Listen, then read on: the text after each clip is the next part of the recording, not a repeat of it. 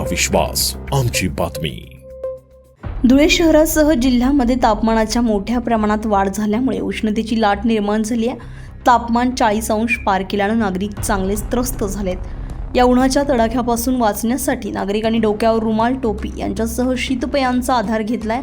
तर शहरातील प्रमुख रस्ते या वाढत्या तापमानामुळे निर्मनुष्य झाल्याचं चित्र दिसून आलंय। उन्हाच्या तापमानामुळे वाचण्यासाठी योग्य ती काळजी घेण्याचं आवाहन तज्ज्ञ डॉक्टरांनी केलंय। धुळे शहरासह जिल्ह्यात गेल्या 2 दिवसांपासून तापमान वाढत असल्यानं उन्हाचा त्रास नागरिकांना जाणवू लागलाय। दिवसेंदिवस तापमान वाढत असल्यामुळे धुळे जिल्हा रुग्णालयामध्ये 10 खाटांचा सर्व सुविधायुक्त असा उष्माघात कक्ष देखील स्थापन करण्यात आलाय। नागरिकांनी अत्यावश्यक असल्यास बाहेर पडताना सुती पांढरे कपडे घालून डोक्यावर टोपी, रुमाल घेऊन रिक्षा किंवा 4 चाकी वाहनाचा वापर करावा। पाण्याची बाटली सोबत ठेवावी। थंडगार पेयांचा वापर करावा। डोकेदुखी, मळमळ झाल्यास जवळच्या डॉक्टरांशी संपर्क साधावा। दुपारी 1 ते 4 घराबाहेर न पडण्याचं आवाहन जिल्हा रुग्णालयाचे शल्यचिकित्सक डॉक्टर रवींद्र सोनवणे यांनी केलं आहे।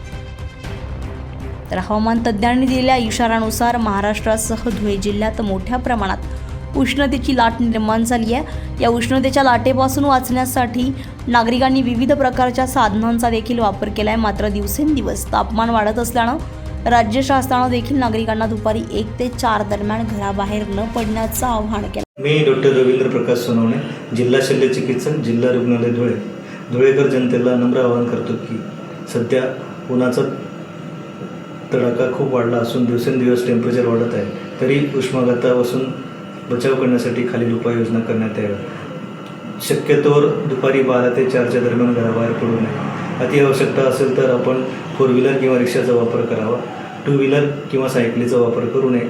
अतिश्रमाची कामे टाळावीत। तसेच दिवसभरातून 3 ते 4 लिटर पाणी तहान नसताना देखील पीत राहावे।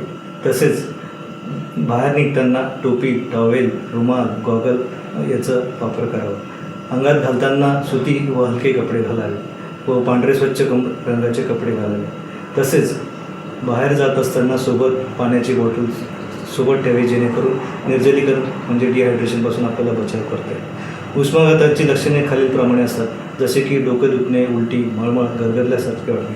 अशी काही लक्षणे जाणवल्यास आपण जवळच्या रुग्णालयामध्ये किंवा जवळच्या जिल्हा शासकीय रुग्णालयामध्ये, जिथे उष्माघात कक्ष आपण स्थापन केलेला आहे आणि तिथं सर्व सोयी सुविधा उपलब्ध आहे, सर्व उच्च शिक्षित असा कर्मचारी वर्ग आणि डॉक्टर वर्ग आपल्या इथं उपस्थित आहे, तरी आपण उष्माघात कक्ष जो स्थापन केला आहे त्याचे लाभ घ्यावा असे मी नम्र आवाहन करतो।